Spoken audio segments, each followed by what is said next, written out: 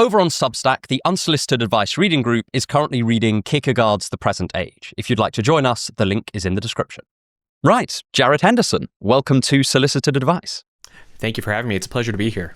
You've talked a lot about the reading crisis, this idea that we are either reading less or reading worse, or a mixture of both. What has gone wrong with reading? Why aren't we doing it anymore? And how big of a problem is this? So let's first talk about that phrase, reading crisis. I've used it before, and I think it's helpful because the moment does feel like a crisis. But there are some educational researchers, like at Harvard, who would say that actually the United States, at least, does not have a reading crisis. Instead, what we have is a very stable level of mediocrity that has just slightly declined in the past couple of years. And so it is important to remember that even when we talk about like the heights of literacy, there were often a lot of people that were getting left behind, or there were a lot of people who weren't taking part in this thing that we call like literate culture. But in the last couple of years, I think we've started to see indications that reading is suffering, and it's suffering in a couple of different ways.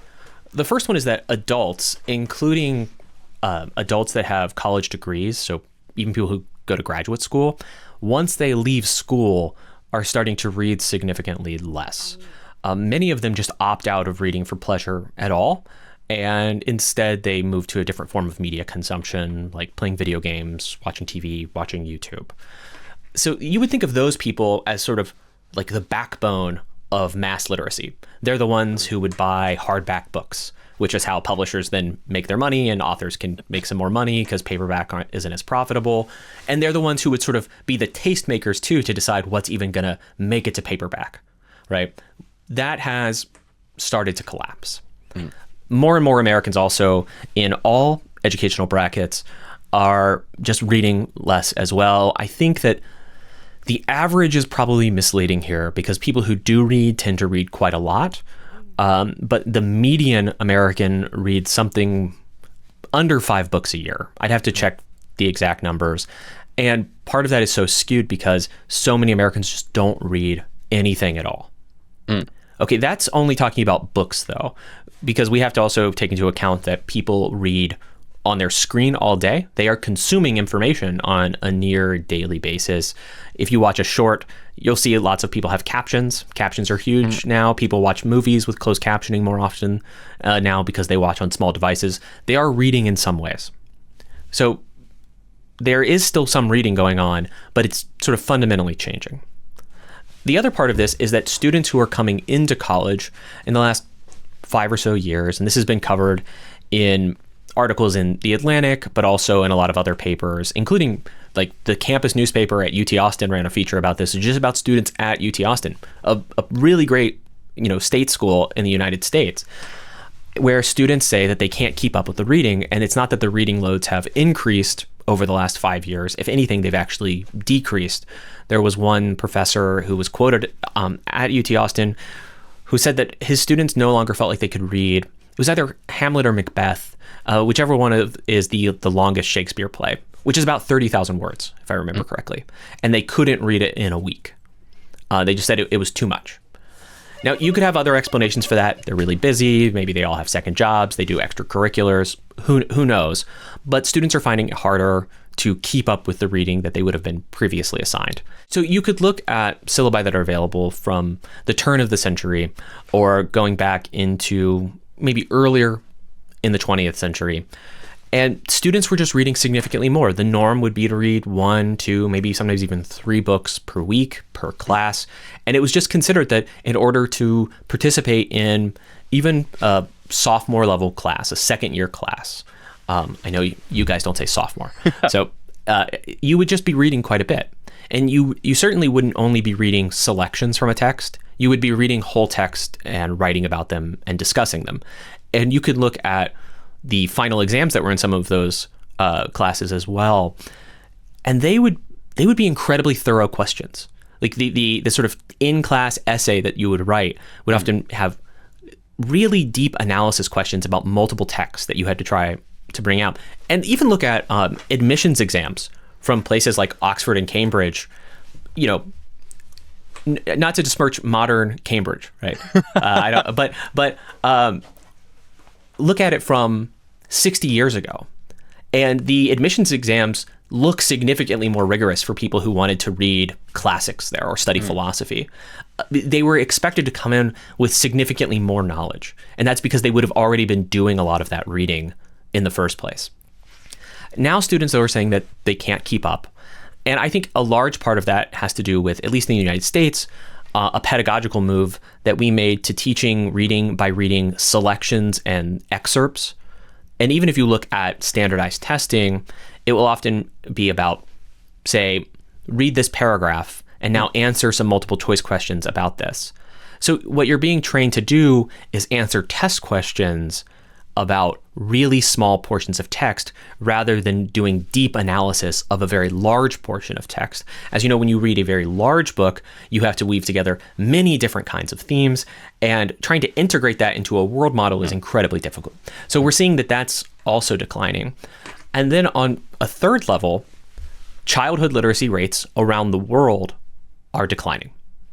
So this has been a problem in basically every developed country, but even parts of the developing world where we expect the education systems to be improving are also stagnating in some places or even declining. So we're seeing a decline in just baseline literacy. We're also seeing this decline in reading whole books, especially in educational settings. And then we're seeing people, when they get older and they would have to read by choice and for pleasure, we're seeing people just opt out of it entirely. So when I talk about the literacy crisis, I really mean this multifaceted decline in reading and in literate culture. Gotcha. Yeah, so it's a childhood, it's in sort of educational settings, and then it's in post-educational settings. It's everywhere, yes. Fantastic. Well, not fantastic, but so it goes. This has become a kind of relatively hot button issue around a whole bunch of publications. As you said, the Atlantic's written about it, the New York Times has written about it, the Times in this country has written about it.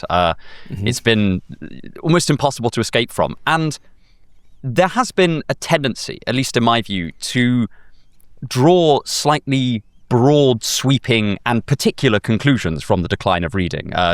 Proclamations of doom seem to abound. And what are the kind of takeaways that you would caution against, these sorts of knee-jerk maneuvers that sometimes occur in response to reports that something as vital as reading is seemingly on the retreat? So one of the biggest claims that is made by multiple people in multiple publications, I think particularly in the UK, for some reason the UK seems to be much more anxious about this facet of it, is that the decline of reading is going to lead to the decline of democracy. So there are some historical connections between the rise of literacy and the rise of liberal democracy, the kind of democracy we all became very comfortable living under. And so the conclusion that some of these people draw, two people I would name here are James Marriott, who writes for The Times, Mary Harrington, who often writes for Unheard, but also places like First Things. Both seem to think that there is going to be a move away from liberal democracy and towards a kind of populism, a kind of maybe a more authoritarian style of leadership. What's interesting about those two is Marriott sees this as something terrible that must be avoided. So we need to save literacy in order to save democracy. Harrington sees this as, well, this is just the new world we're going to live in. And it turns out maybe a very strong monarch would be the right thing to have again. And so they draw different moral conclusions, but they have the same factual basis for what they say. And one of the reasons that they say this is because of this link between the rise of liberal democracy and the rise of literacy. The basic thought being that you need a certain baseline level of literacy in the population in order for people to engage in democratic deliberative politics. So if you are illiterate, just you can't read, you don't really have your letters, as we used to say, then you're not going to be able to participate in the kind of information sharing and gathering on a large enough scale in order to engage with democratic politics at a state or a national level. Perhaps you could be, really engaged in local politics where everything is done sort of face to face, but you're not going to be able to engage in this wide scale democracy that we've all become, pretty attached to. Another thing that people like to say is that what we're doing is returning to an oral culture. So there's a really important book here, which I'll bring up later, I'm sure, by Walter Ong. And that book was entitled From Orality to Literacy. And Ong was one of the first historians to try to make this case that there is a fundamental shift in culture and society when you go from an oral culture to a literate culture. Ong actually says that many earlier historians had treated oral cultures as if they were literate cultures that just didn't write anything down. But he says, no, this is actually wrong. The phrase he uses is that literacy led to a transformation of consciousness. As philosophers, I'm sure you get a little bit suspicious when someone says something like transformation of consciousness. It sounds like Deepak Chopra, sort of quantum woo stuff is coming. But one of the main claims that Ong makes is that it led to a shift in how we relate to ourselves through memory. So in an oral culture, people need to remember things. This is just part of being in a culture. You need to pass down knowledge in some way. And if you only can rely on your own memory or the memory of those around you, one of the things you have to do is you have to think memorable thoughts. And you have to encode them in a particular way that is easy to spread. So the epic poem as a kind of way of sharing history, but also sharing moral values, is a really convenient way to have this. We don't actually know. Many people doubt that there was a historic Homer, but the Homeric bard, right? So who can recite huge parts of these compositions essentially on demand, acts as a kind of cultural memory, and then people would listen, and then they could recite parts. Beowulf was probably an oral poem before it was later on written down. We have all kinds of examples of these oral cultures. Even if you look at in the Old Testament, which is obviously encoded in a book, but before this, there's an oral tradition. There's like an oral law that's being handed down, and you needed to find a way to make those thoughts memorable. But that also changes all of the things that you can remember. There are certain kinds of things which almost by their nature are not very memorable, and that you need some sort of external aid in order to remember. And Ong points out that some of the earliest evidence of literacy that we have is stuff like accounting and bookkeeping. Yeah. Shopkeeper numbers. How do you make those memorable? How do you make it memorable that you had this many bales of hay or this many barrels of wine or whatever unit of measure you're using, and how it sold for this particular place? You had to rely on your memory for that, and that's just significantly more difficult if you can't write it down. And this is actually a point that is brought up by Plato in one of the dialogues. So the god Thuf, who is this, presents all of these inventions to Thomas, who's this king. I really hope I'm not swapping those two names because they're too similar. But and Thuf is pointing out all of these different inventions and about all the wondrous things they're going to do, and then he presents the invention of writing. And Thomas says that this is actually going to destroy memory, and it's going to replace memory with recollection. And it's also going to lead to a decline in wisdom. And this seemed to have been a point that Plato was at least sympathetic to in that particular dialogue. Now, the irony of this is that we only know about this story because Plato wrote it down. And so we can ask ourselves whether or not the trade-offs were worth it. I happen to think philosophy did quite well in the literate age. But there have always been these skeptics about this. And the fact that it transformed our memory, I think, is completely right. So we just do not function like oral cultures did. And as technology has progressed, actually, our memory has further deteriorated as we've been able to rely on further external aids. There's an old Pete Holmes joke, actually, about how before the internet, you just didn't know when Tom Petty was born. And you had to be okay with the fact that you didn't know when Tom Petty was born. But now, if you're having a conversation about when Tom Petty was born, you just look it up, right? And so in some broader sense of knowing, you might like this with your sort of dispositionalist tendencies. In some broader sense of knowing, we all know when Tom Petty was born because we can very easily recall it. But we don't sort of digest that information in the same way. And so that has changed how we think about memory too. Okay, to get back to the main point here, there are people, I think James Marriott is one of them, who thinks that we're going to simply retreat to oral culture. Rouse Douthat in the New York Times has also made this point, that it's a return to orality. I'm skeptical of this. I'm skeptical of this for a couple of reasons. One, history very rarely cleanly reverts to an earlier state of things. You have some examples of this from like prehistory, where we essentially think that there was full-scale systems collapse, where many different technologies were lost, maybe even in like the pre-Hellenic or the sort of the early history of Greece, where we don't really know anything. They were probably slightly more technologically advanced than they were at another point. But with that widespread systems collapse, you just lose all of that memory, right? And so we see some examples like this where you do see reversions, but they're really dramatic. And they would take huge amounts of technological and societal upheaval for us to have something like a reversion to oral culture.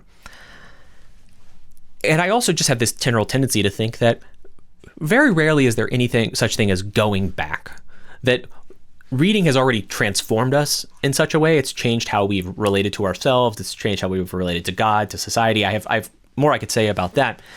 And that if you then took reading out of the equation, well, we would still be those transformed beings who are now using a new medium, and there might be further transformations. But I really want to resist the idea that it is a decline, or that it's a sense of reversion, that it will be just a clean break, and then we'll go back into the past. I mean, to draw an analogy here with something I know you care about, okay, we had the rise of sort of the secular age. We have the death of God and sort of the decline of traditional religion. Well, now we have people who are much more invested in bringing traditional religion back. And they sometimes talk about it like, we're going to worship God like medieval peasants worshipped God. And it's like, no, you're not. You're not going to do that, because you're not medieval peasants.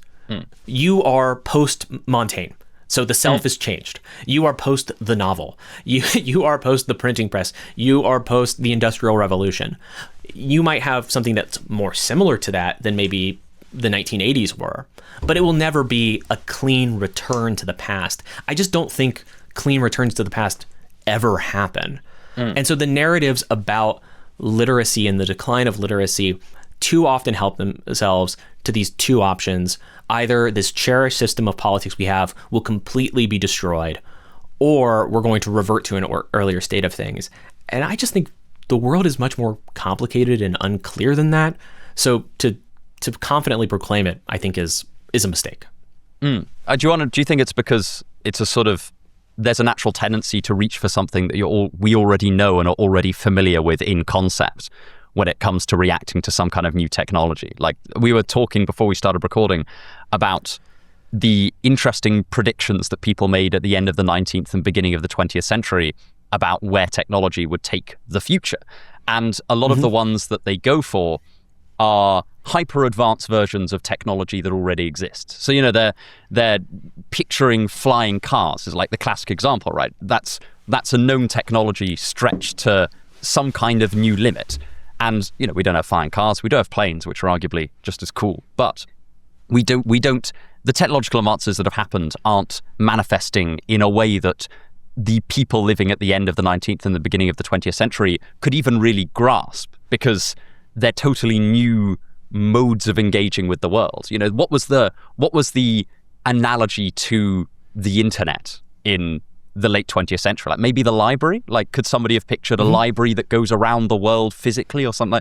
It's incredibly difficult to see how someone could conceptualize that. Whereas, taking the familiar and stretching it forward is... Borges has the Library of Babel, right? Yes, the infinite library, where any possible encoding of information exists. And that might be the closest thing. Borges dreamed of infinite libraries, and it just so happens that we live in one. But I do think that people...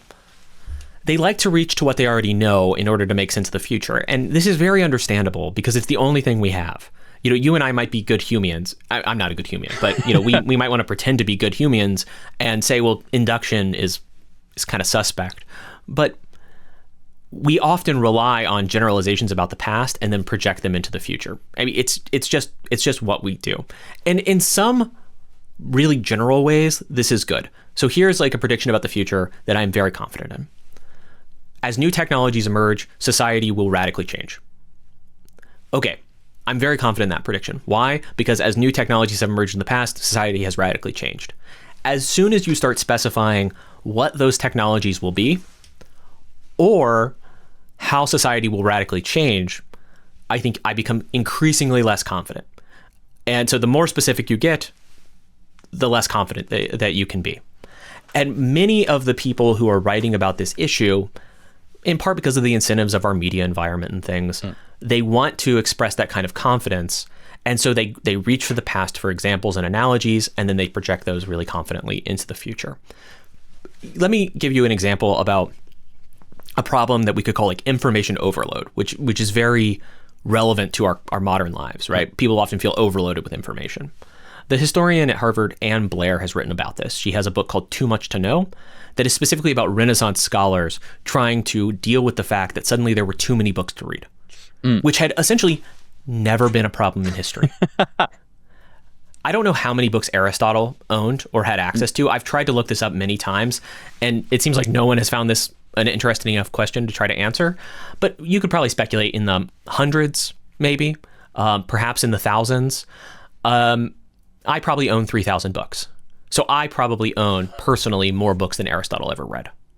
Now, I am in no way cognitively superior to Aristotle, right? But I have access just in my own home to more books than Aristotle ever read.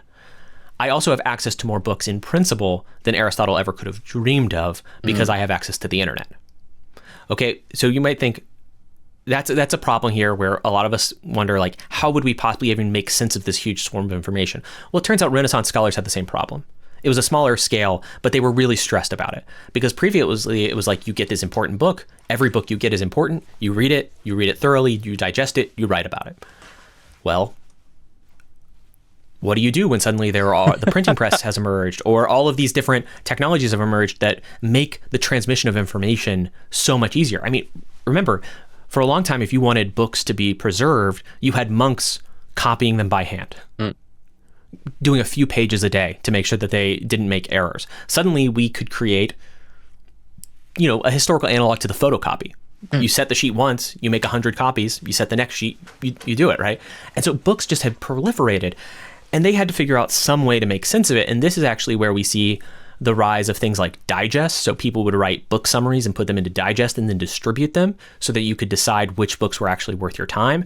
It's where we see the invention of technologies like the commonplace book becoming a thing because you had to find some way to catalog all the information that you had access to. And so encyclopedias become much more important. With like the first kind of what we think of as modern encyclopedias are primarily these kind of like 17th, 18th century European inventions where people started to write these comprehensive compendiums of human knowledge. And the only reason they had to do that, though, was because there were too many books for any one person to read. So you needed these kinds of reference materials. Okay. And I think we look at our life now in our world and we can say that's actually quite similar to our own. But what you have to resist is the thought that the problem is exactly the same and that thus the solutions will be exactly the same. All we know is that it means our relationship to information will change over time and that we're going to have to find some way to make sense of this. So those, like the proliferation of information did have a huge impact, but what does it mean when information even further proliferates? Who knows right now? So when we then go back to the reading crisis and ask, what is this going to mean? We just don't have, the strict kind of historical analogs we would like because history just very rarely gives those to us. Like we just don't have them. It's like discussions, to use a political example, about whether or not like a modern political leader is a fascist, right? Well, the problem is that no modern political leader perfectly mirrors some previous historical political leader. And so people can always find differences. And it's a way, and if you're looking, and the answer to that is to say, well, it turns out that to determine if someone is a fascist or an authoritarian or whatever is not to have a strict one-to-one parallel between them and Mussolini. But that's what people often want because that's how people think about history. And I think we could take some of that modesty about history and apply that to how we think about the future of reading and what it's going to do to us as we more or less stop reading. There's one other point I want to point out though, is that it's not entirely a decline. There are many people who see this happening and their response has been, "Oh, I should start reading more." I hear it on my own channel. You just launched a book club. Yeah. Good job. A Substack book club. I mean, I think that's a great idea. I don't know where you got it, but it's a great idea. And those are people who are going to start reading philosophy perhaps for the first time. and they're going to read Kierkegaard with you, and they would have never thought they could read Kierkegaard. So in part, it's an individual choice. Now, there are the societal trends, there's a lot of systematic issues, but there are also people who are just making the choice to not live that way. And we shouldn't lose sight of that either. As you've spoken before about the kind of bifurcation between incredibly short form content and incredibly long form content, and it seems like a similar kind of bifurcation is emerging here between, as you said earlier, like quite a significant percentage of Americans, at least, and I'm sure it holds in the UK as well, despite our snobbishness, of people reading very, very little to no books and or significant chunks of reading a year, and people that are reading an absurd amount, maybe more than most people would have 10 years ago as a sort of backlash. Do you see a sort of two groups emerging here? Yeah, I'm skeptic. Well, I'm hesitant to be too confident here, but I like this idea a lot. So I'll share one way things might go, right? And I've called it the great bifurcation or the missing middle. So let's use something that's not books at first, okay? When I was in high school, there was this great resurgence of like the 90-minute comedy. And there were all of these films that were released that were like 90 minutes. You went and saw them with your friends. They were eminently quotable. I'm sure now people look back and say they were really cringe, but this was like Will Ferrell at his height. This was like the age of Superbad, which came out when I was like a senior in high school. And it was exactly the right time to like that movie, right? And they were short and they were digestible, but they still did require that you went and sat down at a theater or sat down on your couch and like watched something for 90 minutes. Movies don't really get made at 90 minutes anymore. And instead, films have increasingly gotten really, really long.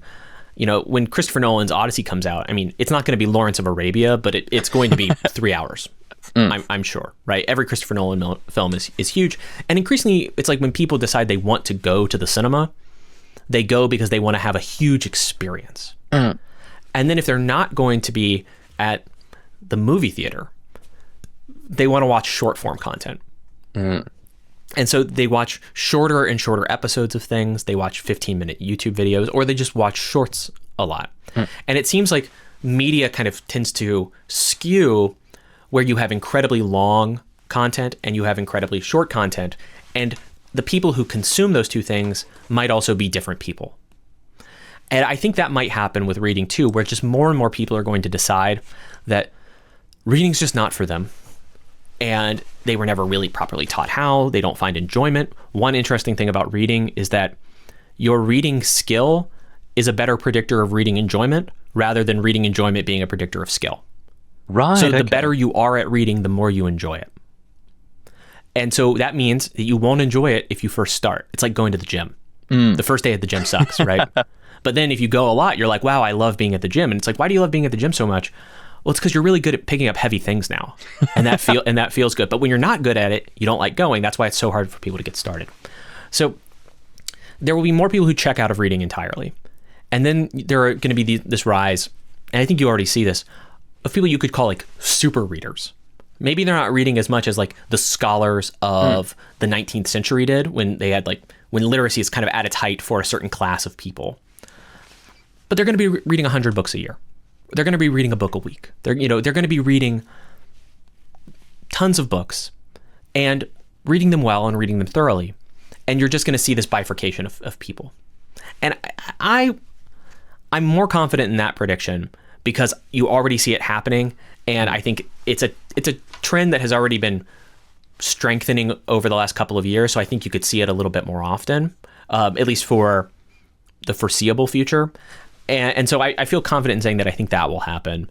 But if you ask me, does that mean in 2050 there will be people watching 6-second shorts or 10-hour, Christopher Nolan films or whatever the analog is? I wouldn't say that, right? But I think at least for the short term, we are kind of in this great bifurcation.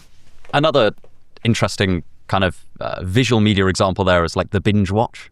The idea that people sit down and for 6 hours just watch like one, like that may as well be a 6-hour film. Yes. And they like it when a series comes out all at once, or they wait for it to be all done so that they can watch it all at once. I remember when I watched The Sopranos. Of course, it had been out for a long time. And I probably ended up watching all of The Sopranos in the span of 2 months. That's like 6 or 7 seasons. And the hour-long episodes. But I would just sit down and watch them all night. And I think that's increasingly how people engage with longer form media too. It becomes this huge event for you.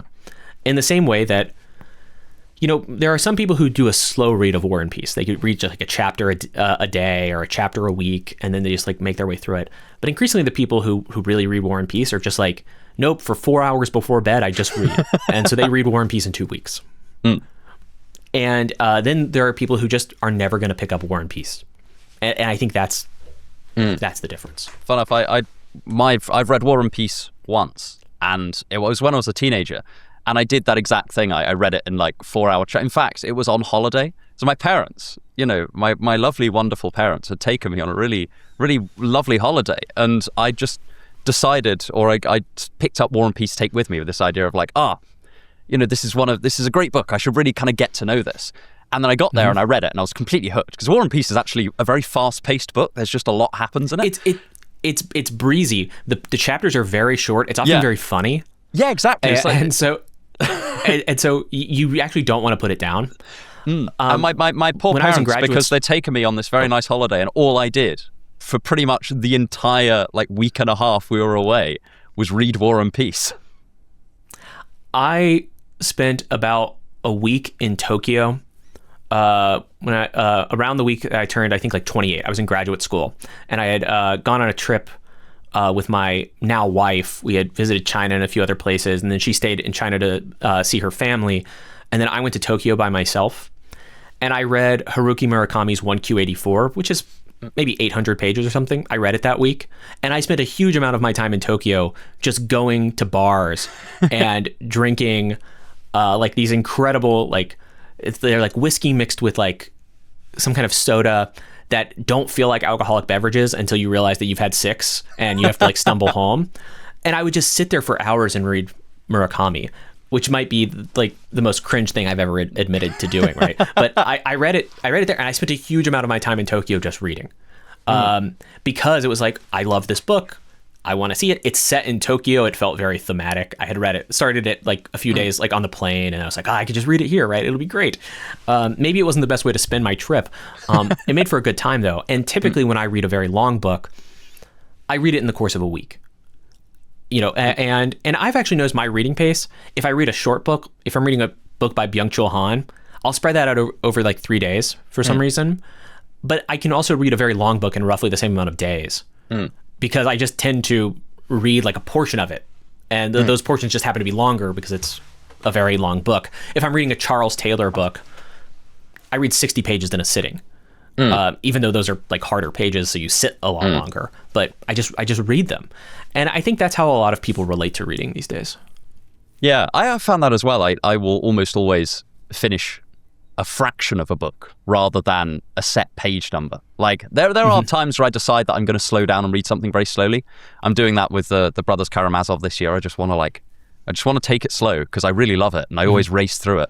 And I've read like certain chapters upwards of 20 times just because I love them so much. But I want to just slow things down. And like the ending quarter, I've probably only read 4 times, which sounds like a lot, but it's like my favorite book, and I've read other bits of it so many more times.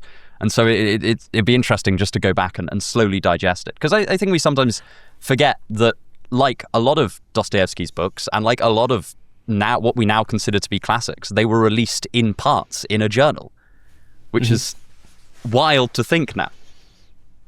Yeah, there was always going to be this gap between this chapter and the next chapter, this section and the next section. And so you just had to wait. So there was no binge reading when you're reading a serialized novel. Yeah, the weirdest thing, I was reading, I'm reading Non-Things by Byung-Chul Han for my book club on Substack, jaredhenderson.substack.com. It'll be in the description. And Han is so readable. He's also immensely frustrating. I don't know if you feel this way when you read Han. Oh, absolutely. I really dislike...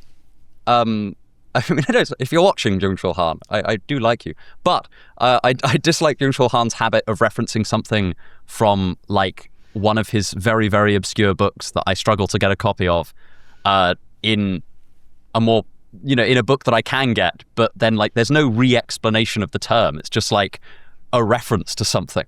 I just think, great. And he writes all of these incredibly short books. They're like 80, 100 pages. And he writes one a year at this point. And the thing I find frustrating is there are very rarely arguments. It's like pure association. Yes, yeah. And I often find that with Han, the thoughts are very interesting and they usually inspire me to think, but there's a lot of work you have to do to make sense of any of the insights. And I don't even know if he's that concerned with whether or not the insights cohere at the end of the book, because each chapter is almost like this self-contained meditation. And that's how I kind of treat Han. But I'm reading Non-Things. Non-Things is about 100 pages. And I sat down at my desk yesterday and I was like, I'm just going to finish the book, because I had read the first section for my book club. And I was like, I'll just finish it and then I'll revisit it. And then I read like one chapter and I thought, I've had enough of Han. I don't have to keep reading. And so for some reason, I'll gladly finish the book. I do think Non-Things is very interesting. But for some reason, it's not the kind of book that I would just sit down and read for 2 hours, where I would read Dostoevsky for 2 hours. Yes, yeah. I would read Dante for 2 hours. And I would read Charles Taylor for 2 hours, just to use another philosopher that you and I have both read recently. And so the type of book and the form of the book also kind of affects this. One interesting thing about Byung-Chul Han, to go off on a small tangent. I assume for these interviews, you're okay with going off on tangents. Absolutely, yeah. So Han is writing about how we're drowning in information and how we're increasingly drawn into these smartphones, which he says at one point makes us handless creatures. They're like creatures that don't interact with the world and have friction. And then you read his little pamphlets and you think, isn't this just like the social media form of Heidegger? Isn't this the social media form of Hannah Arendt? Like, aren't you doing the very thing that you decry? And I think about that too with the fact that I talk about literacy and then make it a YouTube video. And I wonder, like, are like Han and I part of the problem that he and I are both so like hell-bent on diagnosing? So it makes me think. That's why when I read Han, I read like 4 pages and I put it down and I just like sit for 20 minutes and think. And that's why maybe I can't keep reading him forever. I found Han increasingly enjoyable as I've started to view him as a kind of aphorist, just as like, these look like essays, but I just think of them as sort of, a long aphorism, as you might find in like The Gay Science or something like that. And that's kind of helps. But again, I can only read him in short chunks, partly because although he's readable, he's quite dense as well. Like, he'll kind of, I can't remember which book it is, but he might do an essay that's a commentary on Walter Benjamin, on one of Walter Benjamin's essays. And as a kind of, all of the words are very easy to understand. You get to the essay and you'll get to the end of the essay and you'll have a sense of what it's about. But at the same time, it's only when I then pulled out the Walter Benjamin essay in question and read them side by side that I was like, oh, actually, I'm getting a lot more out of this using these two texts concurrently. And I think that yes. Han is sometimes like that, in that there's so much left unsaid. And as you say, unargued for, definitely. That is something I find quite frustrating because, I'm a well-behaved analytic philosopher at heart. So I want to find an argument for something. Yeah, where are the premises, and what is the actual inference being drawn? Yeah, he starts Non-Things, and that's just the one I've read so recently, so it's the one on my mind, with a brief description of something from Hannah Arendt's The Human Condition. It's a book I know pretty well, and I ended up writing in my book club maybe 500 words explaining the concept that was going on behind the paragraph. and a part of me thought, why didn't you write that? What? It wasn't like your editor would have hated if they got 1,000 more words from you. Why didn't you write that? Because it's a little unfair to a lot of readers where he's assuming you've done all of this reading as well. He's done reading there, but he's not guiding you even to maybe the place in the book where you could go and like revisit it again. It was only because I did a very slow read on my book club of The Human Condition at the end of 2024 that it was also fresh in my mind. And I've probably written at that point 20,000 words about The Human Condition just for the book club. And so for that reason, I was able to expand upon it. But for the average reader who hasn't read that stuff, where are they supposed to go with Byung-Chul Han? And then sometimes people will say, oh, well, he expands on this in another book. And then you find out it's another 80-page book and it costs $15. I made a joke like online yesterday that one day we will get treated to the complete works of Byung-Chul Han, and it will be 300 pages and it will cost $9,000 because that's roughly the business model. It is. He's a very, very interesting thinker. I do sometimes find him a very fulfilling thinker to read in conversation with other thinkers. Like, I mean, I'm no great sort of knower of Habermas, but reading his work on information in conjunction with Habermas is very helpful, because I feel like in some ways Habermas brings out some of the concepts in much more detail. And I've certainly found that he's a great conversationalist with other philosophers. Here's two interesting things about Han, though, that I've just discovered 2 days ago, basically, when I launched the book club about Han to start with, because this year on my Substack, it's all about the philosophy of technology and sort of the ethics of the internet. That's the whole theme for the year. And I started with non-things. And one, it was the most engaged comment section I've ever had on one of these posts. Oh, amazing. Substack comments are not nearly as numerous as YouTube comments, but close to 100 comments, people going back and forth about Han within 24 hours. Like, people were actually writing paragraphs and responding to each other in paragraphs. And so it did seem to speak to people in a way that was really interesting. And part of my thought was that by putting Han first, it would provoke you to think about these issues in a new way. And then we're going to go read Heidegger. Then we're actually going to read some Charles Taylor. Then we're going to read some Hannah Arendt. Then we're going to read Lowry Presley's book on privacy, where the arguments are a bit more rigorous. But it like set it up really well. And I have noticed that people, when they first read Han, they feel inspired to like start doing philosophy. They haven't seen a great example of doing it via rigorous argumentation, but they have felt inspired to like start thinking about those issues. That's probably like his greatest gift as a writer. He's fantastic at coming up with very interesting ideas. And then sometimes I think that there genuinely is a very, very good argument to support them, even if he hasn't given it. And sometimes I disagree, because when do you ever agree with everything a philosopher says? Apart from maybe Aristotle. But, Yeah, I mean, his insight that as we enter into a world of information, which he calls non-things, versus the world of things, we become destabilized. This is relying on Hannah Arendt's idea that we actually achieve a sense of identity by relating to the same stable objects in the world over and over again. That's actually really interesting. So we'd have to investigate Hannah Arendt's idea to see if that's actually where people get their sense of sort of identity stability from. I think there might be something to that. And then to say, as we move away from the world of things to the world of non-things, we would become destabilized. Okay, I'm starting to see the outlines of an argument here. It is not an argument he makes. It is an argument he intimates, but I'm starting to see the outlines of an argument.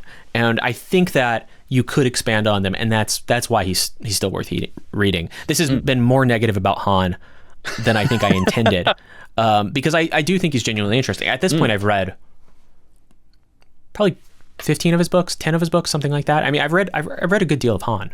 So I clearly think he's worth reading. I like The Disappearance Ritual. I like The Burnout Society, et cetera. I think the Disappearance of Ritual is my favorite one. I think that's genuinely brilliant. And I think has become more brilliant the more I've thought about it, in that, now I see the erosion of ritual everywhere. I just see it just ebbing away. I just think, fantastic. Yeah. But then it's interesting. Which is good in conjunction with Charles Taylor's Secular Age. It's been really interesting reading A Secular Age. And it's just constantly buzzing at the back of my mind, thinking, that's what I mean when I say Han is great to put in conversation with other philosophers, because I'm just sitting there thinking, God, this is very, very Byung-Chul Han. And the idea of, your world as totally steeped in ritual, and then those, then what's going to replace it? I don't know, it's absolutely fascinating. I highly recommend The Disappearance of Ritual. I think it's a brilliant book. It's something you said earlier was this idea that we might be gravitating towards slightly shorter versions of things. How do you think that this relates, if anything, if in any way, to some of the stuff you've spoken about how our attention spans might be slightly in retreat, much like our reading habits might be slightly in retreat? How related are these two phenomena? I think they're pretty related. This is why I think that thinking about attention span and focus isn't just a topic for like productivity gurus. I think, that the conversation has been almost entirely dominated by an obsession with productivity. You should focus so that you can do more productive labor. And I hate this. I hate this because I hate the emphasis on productive labor above all else. I mean, it's fine to be productive, but there's other human goods. And I think that the real crisis of the decline of attention spans actually stems from the decline of leisure. And I mean this in a kind of the classical sense. Leisure as engagement in the realm of ideas and in the life of the mind, where you are literally not working, right? This is very Aristotelian of me, and I say that unashamedly, that leisure is a really meaningful part of a human life. And maybe it's not the same kind of leisure for everybody. And some people would call this study as opposed to leisure. I'd be fine if you swap those terms out because it's a little clearer for modern audiences. But leisure provides a way for you to, fix your gaze of contemplation on something worthwhile and interesting and sort of bask in it for a while. But if you don't have the ability to stay still for a long period of time, you just can't do that. And so actually, the thing about focus and productivity that I think is so messed up is that productivity is almost hyperactive. You're always doing something. So in some ways, it's very easy to focus when you're being productive because you can always go to another task. There's always more for you to do. In leisure, most of the work, most of the effort is in not moving on to the next thing. It's in the ability, I reference this passage from Twilight of the Idols probably too much, but it's the ability to sit on a single case and assess it from all sides. Nietzsche says that to not react to any immediate stimulus is the first task of spirituality. That's 2 videos in a row. I've quoted that exact line, but I think it's this beautiful point from Nietzsche. That and he actually says that in reference to the first task of education, where he says that the first task that requires an educator is to learn to see. And I think that's intimately tied to the idea of leisure. If you don't have the ability to focus or to sit still, you don't have the capacity to see in the same way. And that's why I think it's actually a philosophically rich topic to be thinking about. And that the solutions will not just be using a Pomodoro timer so that you can read for 15 minutes and then take a 5-minute break, or doing some kind of time blocking so that you can get all your work done. I think if anything, those just feed into the very problem that we are, if anything, trying to overcome. There's another historical example that I like quite a bit. There's this great book by Ingvar Graver called Asceticism of the Mind. And it's about early Christian monastics and the problem of attention and focus for them, which they saw primarily as a spiritual problem. So their goal is to achieve what they called the naked mind. And the naked mind could simply sit still and contemplate God. And it was like this huge spiritual task that they thought it would take years of asceticism and discipline in order to be able to do this. And that tells me that this idea about attention and focus can't only be about productivity, because who is less productive than a monk? I mean, they do work, right? They have to feed themselves and things, but who is less productive than a monk who is sitting silently in prayer for 6 hours a day? But they are worried about this problem because they want to be able to do that in the first place. And I don't think your viewers or any of my viewers are going to read this and go, all right, I'm joining a monastery. But it's that ability to enjoy things and to kind of bask in beauty or these things that have like their own value. I think that's partly what we lose. So to turn into reading, we move to shorter books because they're easier. We move to shorter books because they demand less of us. And it's like, that in some ways might be useful as kind of a training exercise. If you haven't read anything, read a short book. That's in fact one of the pieces of advice that I give if someone asks me, how do you start reading again? I say, pick a fun book that's short. That's the easiest way to get started reading again. I always tell them to read a Terry Pratchett novel. They're funny. Yeah. They're a bit of a romp. You'll laugh. They're 200 pages. But if you'd like to then get up to reading War and Peace, you want to read Brothers Karamazov, you want to read Dante, you're going to have to kind of build those muscles, or to build that habit of keeping your gaze in place that's going to let you really enjoy them. 1 page of Dante is usually not very enjoyable. 10 pages of Dante is very enjoyable. And so you need to be able to develop this in order to read those longer books that also, importantly, develop ideas and themes more deeply.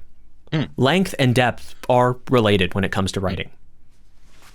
Is it a strict one-to-one? No, but there is clearly some kind of relationship there between length and depth. And being able to read a long book on a subject is going to teach you more. And importantly, it's not just because it contains more information. It will teach you more because in the act of reading it, you will be thinking more. In the act of reading, you will be actually engaging in the activity of doing philosophy or doing critical thinking as you read it. And that's critical.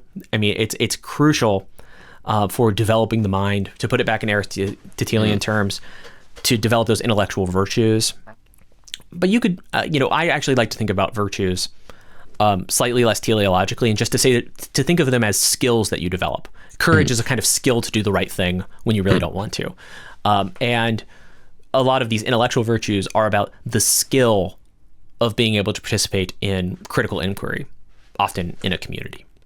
Yes, yeah. No, I think it's a really helpful way to look at it, especially because so few people today are hardcore teleologists in quite the way that Aristotle was.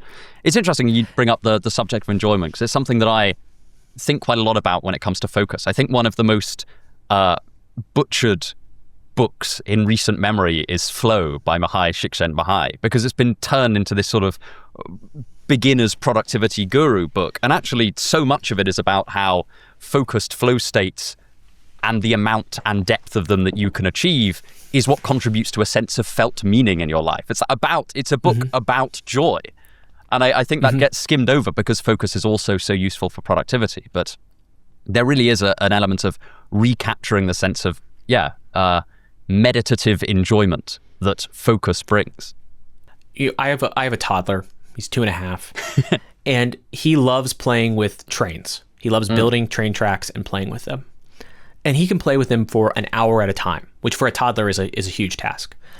And when I watch him play with them, I realize he just watches the train go by and he changes the cars, and he's always trying to put too many cars so it can't go up the little hill. And then he's frustrated because he doesn't understand mechanics yet.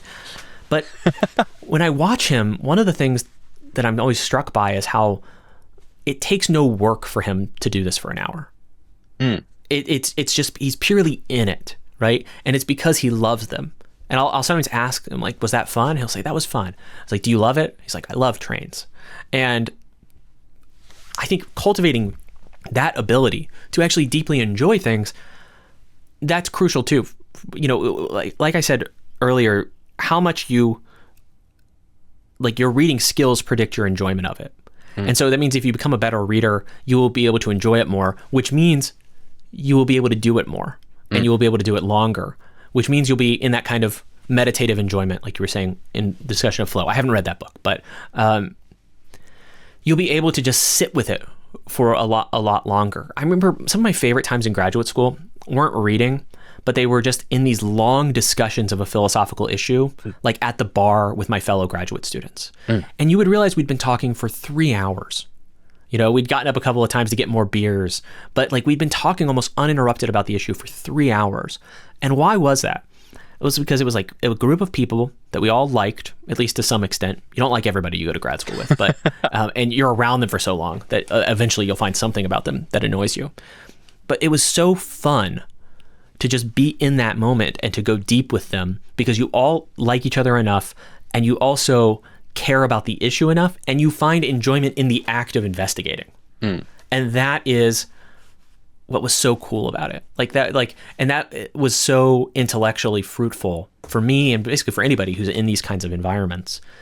there's a kind of adage you learn as you go to graduate school. Lots of people will tell you that you learn more from your cohort than you do from your professors. And I think they're referencing moments like that, because you very rarely will sit for 3 hours with just one of your professors, even your advisor, to then engage in that kind of heavily speculative, kind of free-flowing inquiry. Usually with your advisors, you're dealing with written thoughts that you've really systematized and given to them, and they're critiquing it and things.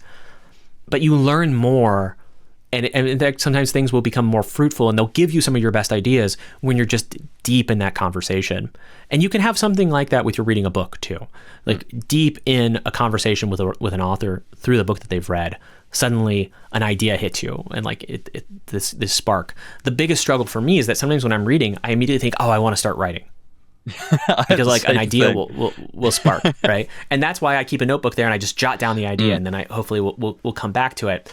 In part because I know that if I just start writing, it's not going to be as good as if I let the ideas sit with the author a little bit too and see where they take it. But you want to jot it down, that way you can come back to it later. So just being able to sit with it, being able to focus on it, it's just intensely pleasurable. And that's again one of the things that I think has completely dropped out of this discussion of focus when we put it in the realm of productivity. They don't think about it in terms of like how fun it can be to fix your attention on the same thing for a long time. It's like looking at a Rothko painting. Rothko paintings are not that particularly striking when you first look at them. They just look like blocks of color. But it's like going to Harvard's campus and sitting in the Rothko room and staring at a Rothko for 30 minutes. And you see the interaction of the color and things, and you can like feel something. That's actually where that kind of art becomes very enjoyable. I think there's a real pleasure in forcing yourself to discover depth in something. Like even, I made a video on the channel a while ago about the phrase, it's not that deep. And one of the arguments I made there was that sometimes even if the text is not that deep, if you look at it for a long time, you will come to a deep realization about something. Like even if it's not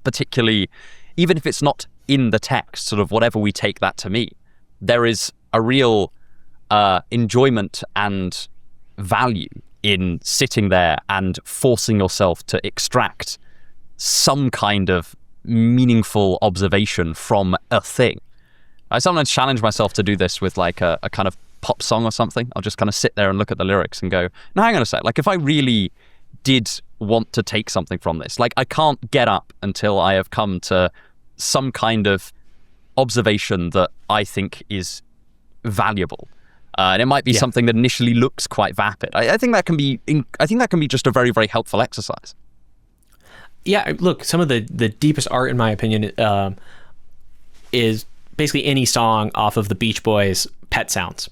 One of the best albums to ever made. But they are 2.5-minute pop songs. And they feel like candy when you're listening to them, even though the orchestration is very interesting. But you don't even really notice the weird orchestration unless you're thinking about it. That's like part of the genius of it. But you just listen to it and you go, wow, this is so hooky. This is so catchy. It's so cool. But then you listen to those lyrics and you could just analyze those for a long time. I think about Fleetwood Mac like this too. So there's these certain artists who crafted like the exceptionally deep pop song. And okay, those are like titans, Fleetwood Mac and the Beach Boys. But you could listen to, I don't know, like a Sabrina Carpenter song or something. And if you just thought about it long enough, you might have an interesting thought. Who knows? The bread and butter of so many YouTubers is to make the 3-hour video essay about something that you wouldn't think is interesting, and then it reveals that it's actually incredibly interesting. Yes, That's because there's usually a story behind it, and there's usually something related to it that you can bring into the conversation. That's cool, actually. I think that form of media is really cool. It's not always done well, but when it's done really well, you go like, wow, like that was really interesting, and it couldn't have been done in 30 minutes. It had to be 3 hours. It had to be that long. Oh, no, I share a similar affection for that genre. I'm currently working on a video, I think it'll take me a long time because it's kind of difficult to know exactly how to approach it, on Russell and Whitehead's proof that 1 + 1 = 2, but going through the maths and also trying to make the maths compelling, because it's quite dry. And it's so, but like, how do you make the ramified theory of types interesting and philosophically beautiful? And, because I find these things very beautiful, but it's how to bring them out as its own kind of challenge. Yeah, if you pull that off, I'll be incredibly impressed. I'll have a lot of respect for you. I found that trying to explain logic in a video is very hard for me. I find it very, very difficult. Because your instincts are to move fast in a video, to sort of give a sense of it, but to actually understand why something is hard or interesting, you usually have to sit with it for a really long time. So many people hear the liar paradox and think, oh, that's just a stupid sentence. Like, why would you care? And I think the liar paradox is like endlessly fascinating. And it speaks to huge parts of logic, but also language and how we communicate and things. And I once made a video about it, and it was really short, and I thought it was just kind of, it's not a very well done video, actually. It's a video that I just didn't, I would hate if anybody watched. I might go take it down before this releases so that nobody can ever watch it. Because it's like, how do you share how compelling it is in video format? I don't know. It's very hard to do. It's a nut that I have not cracked. I want to do a series of videos just exploring logical topics this year. I'm not quite sure how to do it. I want to do one on that proof from Principia Mathematica. I want to do another one on Gödel's incompleteness theorems, which I think will be much harder, actually. Even though it's like a thing that people have heard of, it's also there's just so much misinformation out there about it, because it's actually it's a quite a relatively circumspect finding within logical systems that are expressive enough to express a particular form of arithmetic. And how to make that compelling while also how to not drift into saying things like it means that facts are all fundamentally incomplete, etc., etc., etc., is going to be a bit of a challenge. We've touched a little bit on what makes a better and or good reader. What do you think are the kind of key things that we can work on in order to become better readers, in order to achieve this sort of enjoyment that is to be found on the other side of this developmental reading skill? I used to recommend a book by Mortimer Adler, and there's a co-author on the book, and I always forget, so I always feel bad that I always call it Adler's book, but called How to Read a Book. And I think it's not a bad first start if you're thinking about how to become a better reader, but I was reviewing it actually for some stuff that I was writing, and I realized, like, I don't do most of the stuff that's in that book because it would make reading much less enjoyable. And you have to be able to remember the enjoyment of it and not turn it into just another task to complete if you're going to become a better reader. Here's one that I think is so simple, and yet most people would just balk at it, which is that you should just get used to reading books twice. And I typically recommend that you read the book very fast the first time, and then you go back closely and study it. This is very inefficient. People don't like it. They want to just like, and sometimes you can't do it. Sometimes we have practicalities that get in the way. But for many books that are worth reading and reading well, they don't really open up to you and reveal themselves to you from the very beginning. You kind of have to like learn how to read them. I was talking to some writers here in Austin about writing my first book, because I'm finishing up writing my first book. And I was like, well, now I feel like I know how to write a book. And this guy who's written like 20 books laughed at me. This is a guy I respect. I respect it. So when he laughed at me, and he's like, no, every book teaches you how to write it. You're going to have to relearn this every time you write a book. And he's like, if you learned it once and then was able to write it, the second book wasn't worth writing. And I think that's also true for a lot of novels and a lot of works of philosophy, that they will teach you how to read them as you read them. So you should kind of treat that first read as learning how to read the book. And then the second read is learning about the details of the argument, and that's where you can get into like critical analysis. Let me complain about universities for a second, Joe. You and I both had, I don't know if I told you this, I did not go to the Cambridge of the United States, right? But I went to this very strange undergraduate program that was at a state school, but within the state school, it had this tiny college called the Honors Tutorial College. So all of my philosophy classes, at least one a semester, were actually tutorials. But it was only for like select, the students who could get in. We were literally 1% of the university. And so actually a lot of our undergraduate experience is probably more similar than you would expect coming from a US, a US student. Even though it wasn't for everything, right? But it was for these philosophy classes. And the way that you are assigned work in those classes typically is, here's the reading, go and write something this week, come to me this week with your critical paper about it, and then we'll discuss the paper, and I'll tell you what you got wrong, and we'll have like a 2-hour discussion, and then we'll do it again next week. And then at the end, you're going to write a paper or something. Yeah, that's exactly the same as how it was at Cambridge. You just, Literally, the HTC was started because the guy who became the founding dean had visited Oxford for a semester as a professor and was like, oh, I could just make this. And then like convinced this state school in Ohio to make it.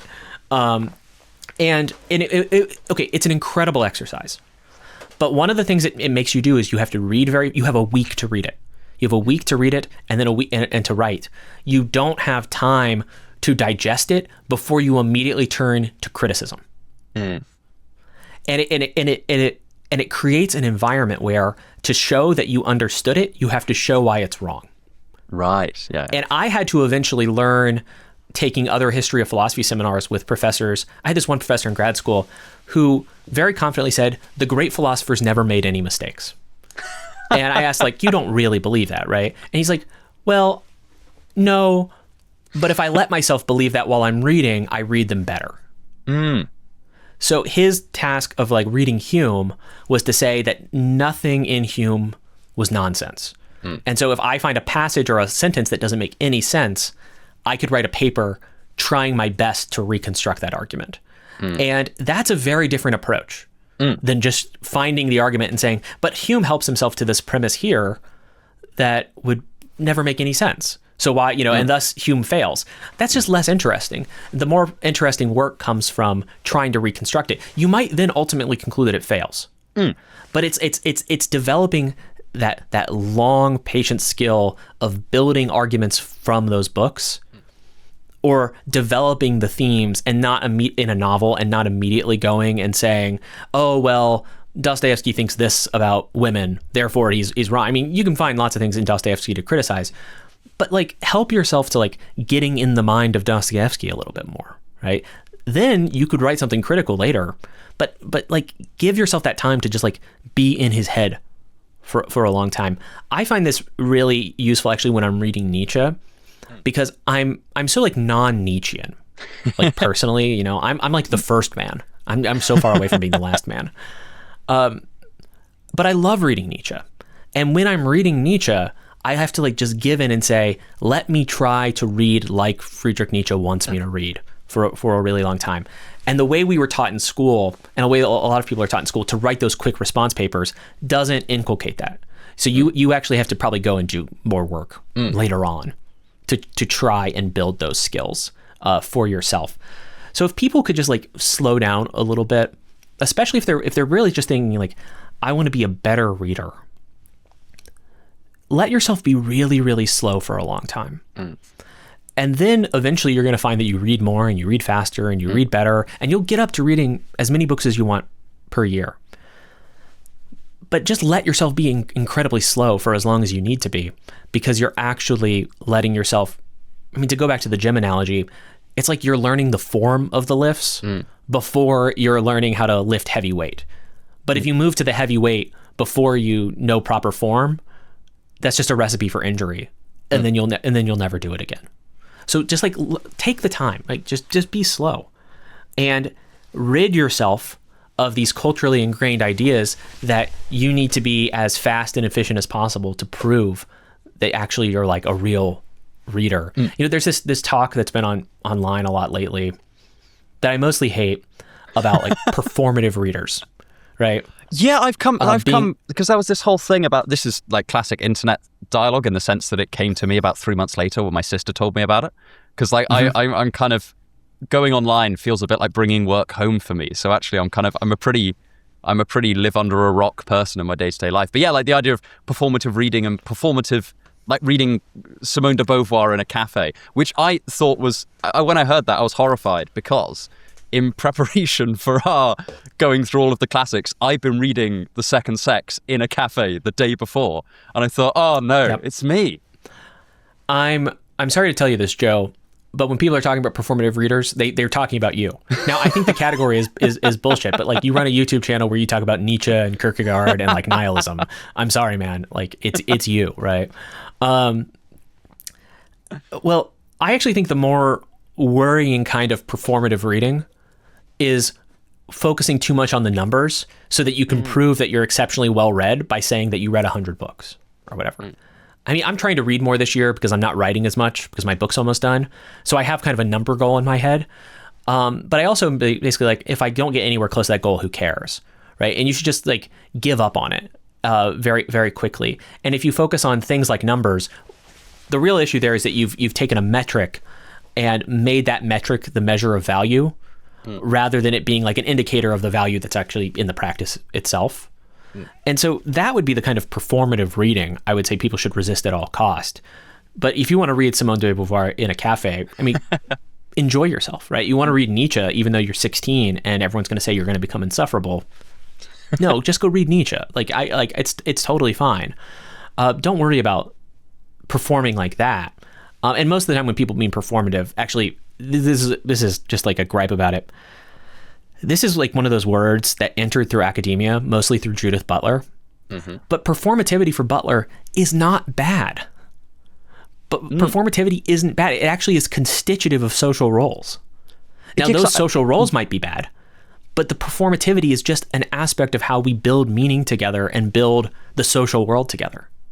So I hate this use of performative. No, I share a kind of skepticism of it in the sense that I think it draws a sharp distinction between a kind of true, authentic inner self and an external self where, like, you know, there's a kind of fundamental gap wherein duplicity can intervene. And I think there's a sense in which I guess that's true, in that you can lie and still hold a truth to be internal. But I think that the division between facts about yourself that are on the inside and facts about you that are on the outside, I just think that line is so much more fuzzy and porous than this idea of the authentic versus the performative division allows for. Yes, you're absolutely right. Like there's this idea that people will rationalize some of their behavior by saying like, well, I do this because I'm a cowardly person, right? But Parvin's like, no, you're a coward because you do this. Like, I think it just gets the order of explanation wrong.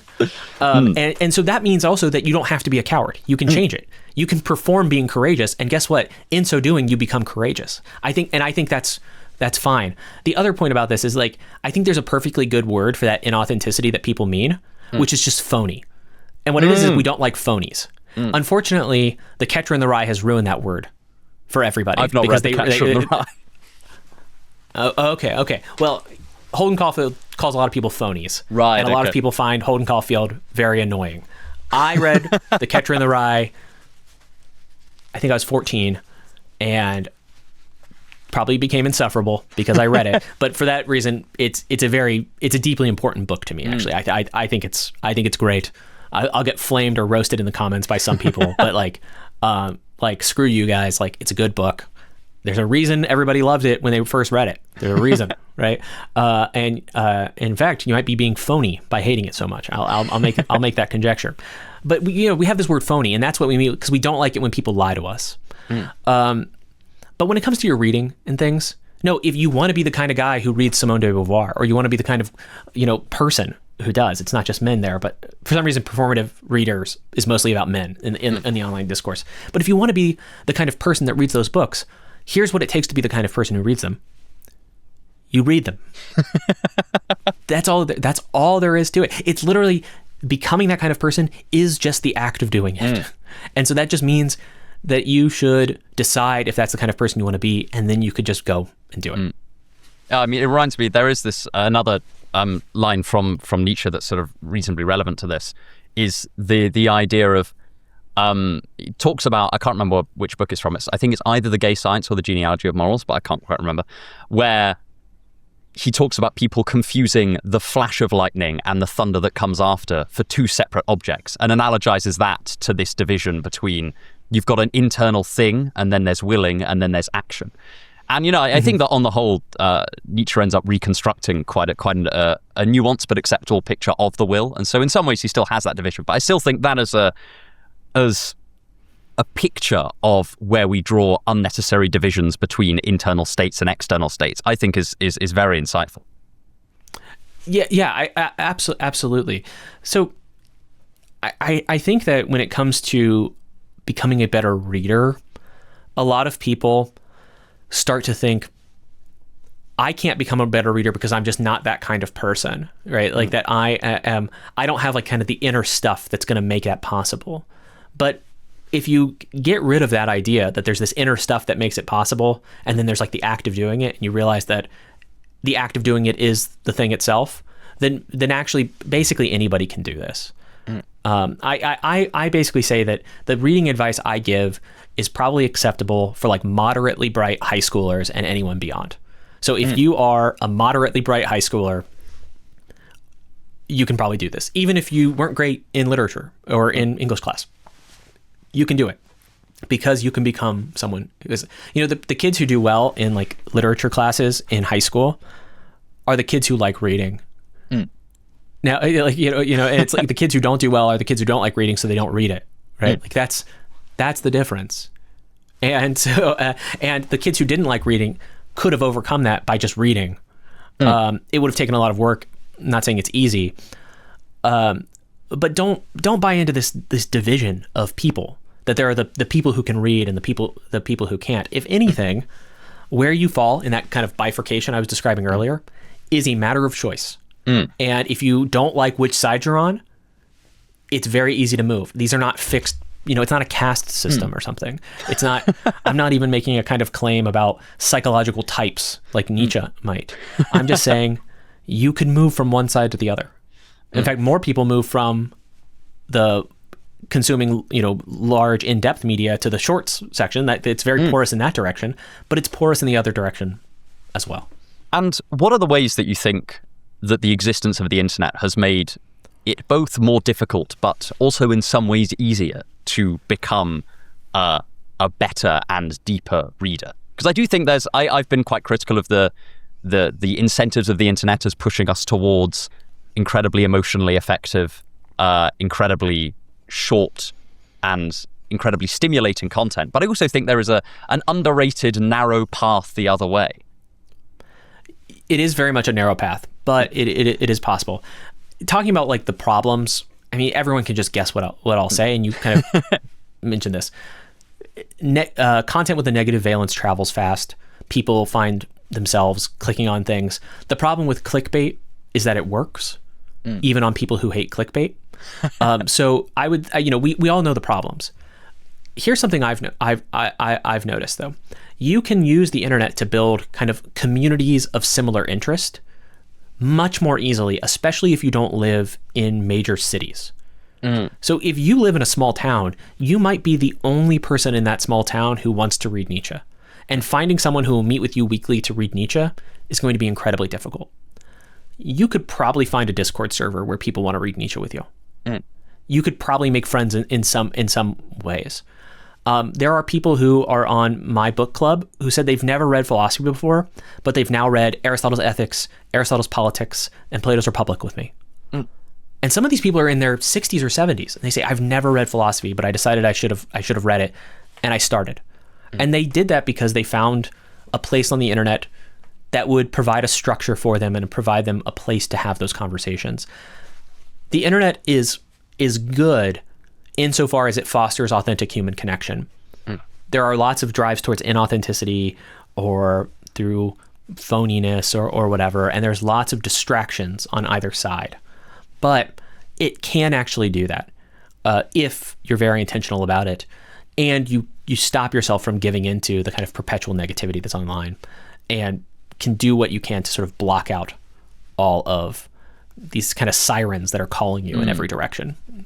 Yes, I think that's one of the really real advantages of a platform like Substack. It's why I want to do much more on there, is because there's a list. You send things out to people, it lands in their inbox, and ultimately it doesn't matter nearly as much whether they click on it or read it, because the next email is going to go out to the exact same number of people, hopefully a few more if people have decided to subscribe. But there's not the same kind of momentum effect whereby, on YouTube, if you have a few duff videos in a row, it becomes more difficult to get a good video going. It's sort of it's a I suppose less with channels our size, because there's a kind of underlying level of loyal viewership which will normally allow things to enter the kind of quick stream of the algorithm if they really appeal. But with kind of smaller channels, it becomes very, very hard not to become totally algorithmically captured, because otherwise things just do crash. Yeah, absolutely. I mean, one of the benefits I've thought about my channel growing to the size that it has lately is that sometimes I can just put out a video that I really just want to make. Yeah. And just let it ride. And eventually they often do find an audience, but it takes longer. But my channel is kind of big enough that they'll find enough of an initial audience that it could then go find it. Very rarely do I have videos that just like completely die in the recommendation algorithm. We released a 4-hour video on my channel. Oh yeah, that was a lot of fun. And those are always a struggle, right? It's a bit of a struggle to get people to watch all of it, right? And YouTube sees this and thinks, oh, people are only watching 20%, right? Is that that good? But over time, people can find it. And also, I'm just glad we made the 4-hour video because it was fun and you could actually learn something. And you can take that risk when you have a bigger channel, and that's nice. It's, I think, kind of important for people who have those growing channels to continue to take those risks to like show people that you can still make that stuff, and that you don't have to just make stuff that is purely for the algorithm to get as many views as you can once a week or whatever. I also think there's an element of like in any thing really, long-term trust is significantly more important in the long term than short-term videos doing well. Like you could clickbait every single video if you really wanted to, but like people would cotton onto that and they would eventually decide not to click on the next one, and not because it's like any, if you go to a second-hand car salesman and the 3 cars he sold you break down within 2 weeks, you're not going to go back there. Yes. And if you can just consistently provide like real depth and value for people, they're going to think, oh, wow, this is a place that even if I don't watch a couple videos in a row, I'll check in on the channel, or I'll want to keep doing it. I'll want to follow them elsewhere. Like I'll read what they write on Substack, right? I actually take how many people keep reading me on Substack as more of an indicator of my channel health than individual views, because that's like people who've decided to stick around long enough. Yes. Yeah. Right. And plus, the written platform lets me explore ideas just more in depth. I mean, you always are going to lose something when you move to talking. Like you're always going to lose something when you're thinking about how to make it into a video. One thing that doesn't work on YouTube anymore, people who don't make videos don't know this as much, is like series don't work that well. They used to be a big thing on YouTube, but like part 2s almost always get half the views of part 1, and like the decline just continues. A series on Substack though can do quite well. And for some reason on a text-based platform, people are willing to stick around and explore a series. And that's great because it lets you explore ideas longer too. Yes, yeah. I mean, I've thought many times about doing a series of videos on the Brothers K, just as a kind of like, doing each part, or maybe the first part's just kind of background, how Dostoevsky came to, but it will do less well like that than if I just spend the latter half of this year, dividing a quarter of my time into doing that and then releasing it as some kind of 4.5-hour epic. Yeah, absolutely. And I mean, just strategically, I would tell you just make the one big video, right? Even though it might actually be better for people. Yeah, exactly. If it was they divided could up. be like, I watched an hour, I'm going to reread this part of it, and then I'm going to, it might actually be better. And that's why moving to a text-based platform could be helpful too. And sort of just to bring this to a close, I'm very interested. What is your favorite book? Or if you could pick, 1 to 3. Okay. I really love Aristotle's Nicomachean Ethics. Yeah. It's probably my favorite work of philosophy. I think everybody knows that. In fiction, let me give you 3 fiction titles that are I think my favorites. One of them is Crime and Punishment by Dostoevsky. I think that novel in particular is such an amazing examination of the troubled conscience and like the possibility of redemption. And I find that so compelling. And I think it highlights all of Dostoevsky's strengths. Dostoevsky also has these books that are essentially just like slapstick comedies. I think some of the earlier novels. And Crime and Punishment actually has moments like this, like the dinner party scene. Yes, where it's basically slapstick. That could be a Marx Brothers bit. And I think it's used to greater effect in Crime and Punishment than it is in the sort of more comedic novels. So Crime and Punishment, certainly. Then it's actually 2 works of science fiction after that. One of them is Ursula K. Le Guin's The Dispossessed, which is her examination of sort of nonviolent anarchism. And I think it's one of the best uses of science fiction to tell a sort of thought experiment between 2 competing systems, this sort of state capitalist system and the stateless anarchist system, and to actually play with the ideas in depth and to show it through the personal struggle of the main character, Shevek. I love that novel. I think it's incredible. And then my third is also a work of science fiction, and it's Anathema by Neil Stephenson. So this is.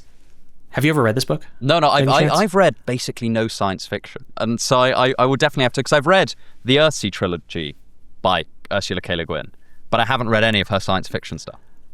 Okay, you might really like Anathema. Yeah. It's very divisive amongst people.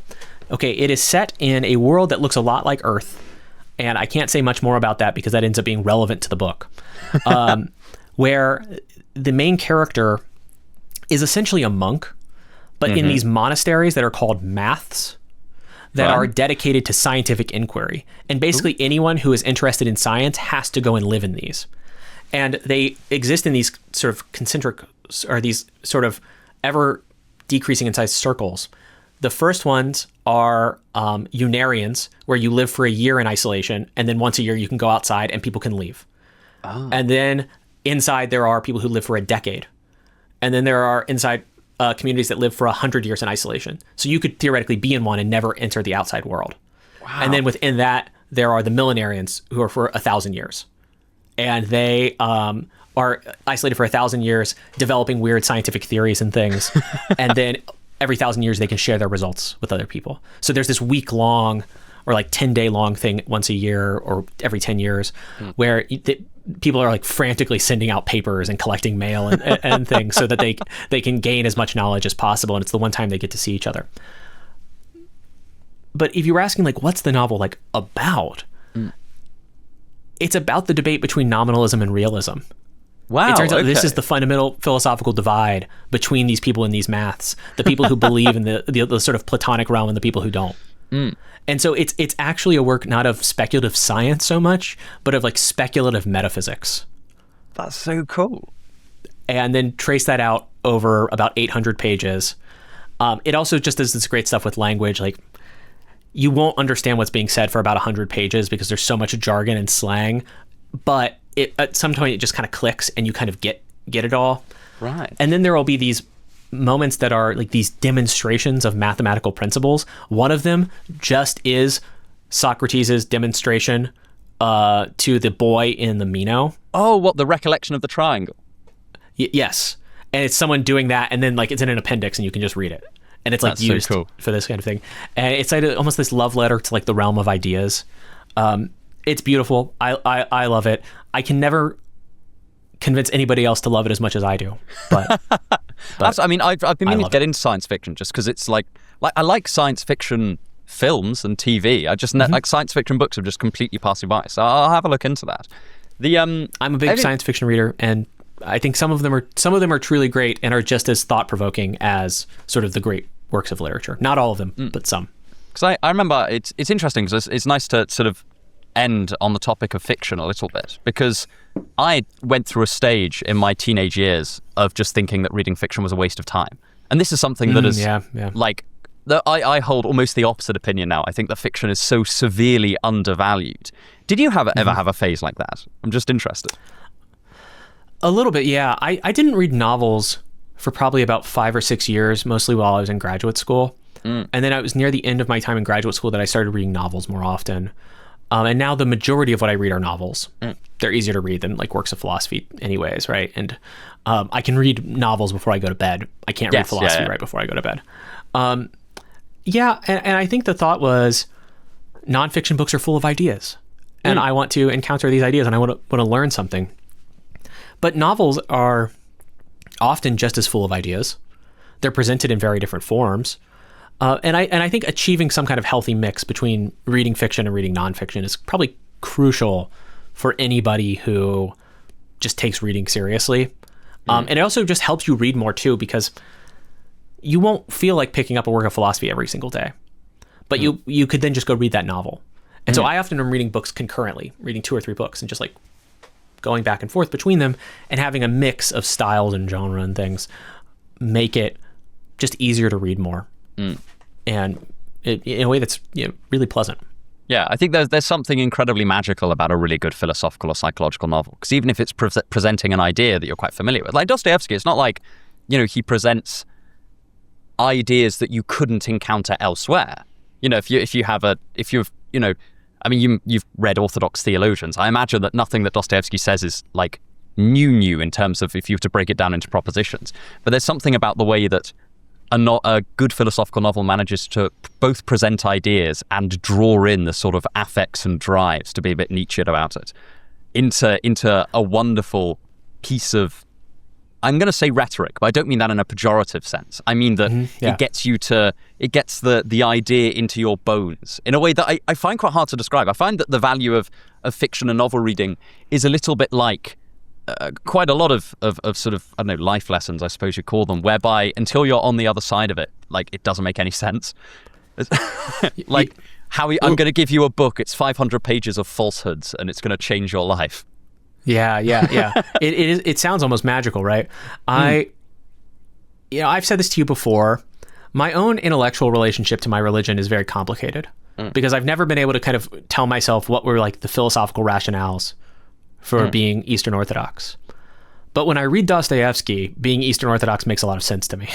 And it sort of helps me understand why I sort of chose to live this, on paper, rather silly life, in a way that no work of Orthodox theology has ever made me feel like, it all clicks into place, right? And that is astounding that a piece of fiction, a collection of falsehoods, right? Literally these falsehoods, can do that to you, but it does somehow. I think for some reason, young men in particular, and if your audience is anything like mine, a lot of guys will be watching this and significantly fewer women, just tell themselves that fiction isn't worthwhile at all, that they should only be reading books that teach them something, and just know that you've bought into a false premise there, and give it a shot to read some novels, and you will learn things, you will grow, but also, man, it's just a lot of fun. It's just like, it's really a lot of fun. This is why I still read books that are like not serious. I still read a Terry Pratchett novel or something, just because it's like, I sometimes want to sit down and just like have a good time. I absolutely love I think there's nothing wrong with that. For that. Yeah, right. Just like incredibly just funny. Just read them, because one thing that hasn't come up here really in this discussion about reading is that reading is a form of media consumption, which means it can also be a form of entertainment. Yes, yeah. And I'm probably guilty of sometimes moralizing reading a bit too much. Here's all the great things it'll do for you, right? Here's why you're really missing out if you don't read. And I think all that's true, but also just keep in mind that it's really pleasurable and really fun, and I think more enjoyable than most other forms of media consumption. So, but it's a different kind of pleasure. It's a pleasure that you have to cultivate the ability to experience a bit more. But don't, I think I personally used to hate this rationale for doing something. I used to think like you should do it because it's like virtuous, right? And then I even realized I was being more stoic than Aristotelian there in a kind of pernicious way. Where even Aristotle would say, no, you do things because they're pleasurable, and that's why you need to cultivate the ability to enjoy the right things. And I think as a description of human psychology, this is simply correct. Yes, much more correct than the Stoic view. It just is correct that we do things because they're pleasurable. Or like what we take pleasure in is going to guide our actions. That might be a slightly more precise way of saying this. And so if there are things that you want to do, well, you can cultivate the ability to feel pleasure while doing them, because also what you take pleasure in is not fixed, right? It can be changed. And that made me just much more open to saying that you should read because it's fun. too. It wouldn't be the only explanation I give for things. But yeah, I think also my aversion to saying that you should do it because it's fun. it was a very like cold-hearted way of viewing being a human being. We are creatures with spirit and appetite and reason, right? Like we have all of this going on, even if you don't buy into that view of the soul. Those are all parts of our psychology, and to just do something out of duty and obligation is a rather cold and uninteresting and probably unsustainable way to structure your life. I think that the focus on cultivating the enjoyment of something, I think, could do well to replace a lot of willpower language in our current way of talking about things like behavior change. You know, that idea of, again, it's one of the reasons why I love the Nicomachean Ethics so much, is the idea that, no, you will learn to love being virtuous. And that being you know, because it will be pleasurable in a very straightforward and down-to-earth sense. It's interesting, the thing that, the book that recently made me reconsider novel reading a lot was actually The Right to Oblivion by Lowry Presley, because when he was describing the state of being in private, and how, you know, it's being eroded away, I thought, yeah, I can definitely feel that in my own life, because, you know, I work on YouTube and social media. So it's like, it's actually quite difficult to find a sense of internal repose and privacy. And fiction is the main place that I find it, because it is impossible for other things to butt in, because the world is in the book. Lowry and I are friends, and when we talk about novels. Amazing. I'll just say that. We talk about novels. We sometimes talk about articles or something, but we almost always, you know, sitting over, you know, food here in Austin when he came to visit once, it was about novels. That's so cool. And he's a great thinker. He's a good political theorist, you know, but he wants to talk about novels, and it's a thing I appreciate about him. Well, that sounds like a wonderful place to leave us. Everyone should go and read a novel. It'll be a lot of fun. Thank you so much for coming on the show. This was incredibly enjoyable. Yeah, thank you so much for having me, Joe. It's always a pleasure. Oh, thank you. And yes, everyone should check out Jared's channel and Substack. It'll all be in the description. And yeah, I hope to do this again soon. Yep, absolutely.